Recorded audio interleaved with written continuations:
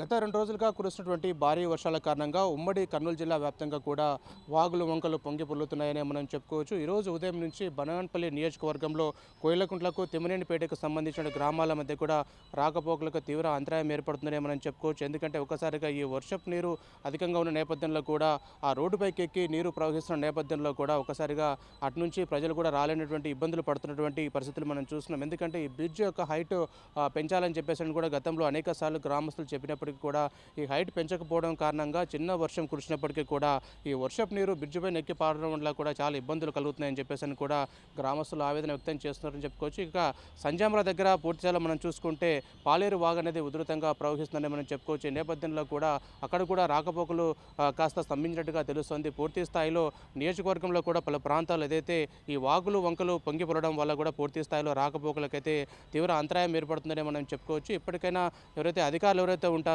ఈ డ్యామ్లు ఈ బ్రిడ్జ్లకు సంబంధించి పూర్తి స్థాయిలో వీటిని హైట్ పెంచేటువంటి కార్యక్రమం చేయాలి. లేకపోతే కనుక వర్షాలు కురుస్తున్నప్పుడు పూర్తి స్థాయిలో ఈ వర్షపు నీరు రోడ్డుపైన ఎక్కి పారడం వల్ల కూడా చాలా ఇబ్బందులు కలుగుతున్నాయి. కాబట్టి అధికారులు స్పందించి ఈ నూతన బ్రిడ్జ్లను ఏర్పాటు చేయాలని చెప్పేసి కూడా ప్రజలు డిమాండ్ చేసినటువంటి పరిస్థితి ఉంది.